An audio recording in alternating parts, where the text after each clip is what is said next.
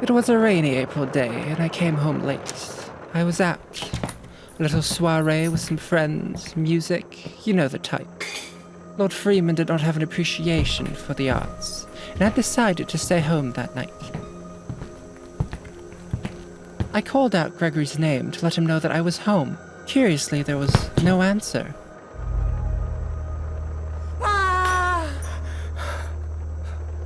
That's when I found his body.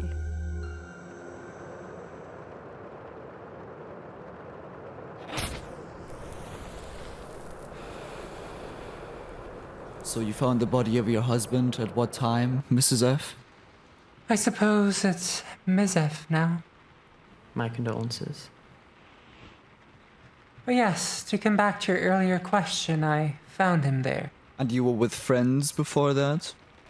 Oh, yes. It was a very merry group, but my God, the circumstances. The champagne wasn't properly chilled. Not even get me started on the hors d'oeuvre. Did they do mini cheeseburgers? I love when they do mini cheeseburgers. I was keeping mostly to myself. There were simply too many people to enjoy mingling. How would you describe your relationship with your husband, Mrs. F?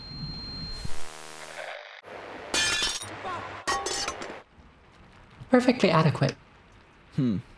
Adequate. So, enlighten me, Mrs. F. Your marriage was adequate, as you put it, despite your frequent endeavors. All the dinner parties that your husband did not accompany you to, the soirees where he abandoned you. Ms. F. Oh, you poor thing. Your husband sounds dreadfully boring. Oh, Smitty, you have no idea. If being boring was a death sentence, the world would be drastically less populated. So, who do you think wanted your husband dead, Mrs. F? Ms. F.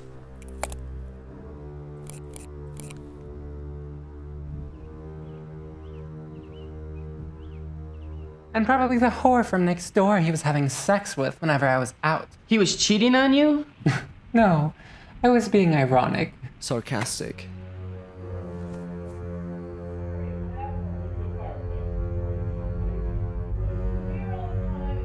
Your neighbors insist they heard you fight a lot. Isn't that just marriage? What were you fighting about? Have you heard of learned helplessness, detective? Gregory was allergic to doing the dishes. He thought it to be a woman's, no housewife's duty. He would leave his dirty dishes standing wherever he felt like it, not giving a second thought about it because he's a man, and men are beyond simple tasks like cleaning dishes or doing laundry or satisfying their wife. Sometimes I just wanted to Yell at him? Sure, sweetheart. I think you killed your husband, Mrs. F. Wait, I can't believe... One more word, and you're fired. You had the motive, you had the opportunity. I see. So let me get this right. You think I was sick and tired of being a wife to a bumbling idiot. So you think I made a plan? You think I made sure to RSVP to one of Mary Beth's awful soirees, so I would have an alibi. Then you think I would have waited until Mr. F had drunk himself into half a coma, again, half asleep, drooling on himself in his favorite chair, my favorite chair. It's quite the nice chair. Ugh, leave.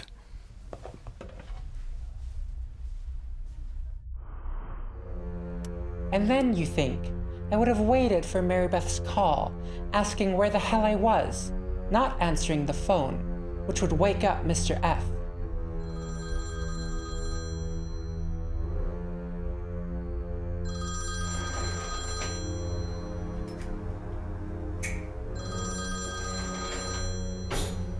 And I, standing behind him, ready to strike, just waiting for the opportunity, stab him in the back with a kitchen knife.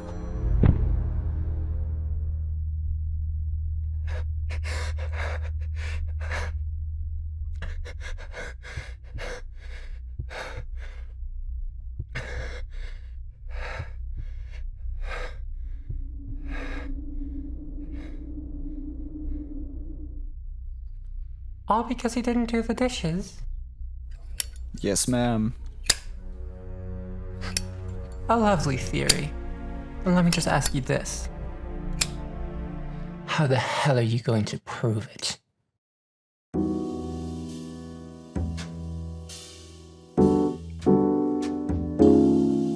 As the lights went down on blue suburban street, where I see your smile lost in a foggy scene.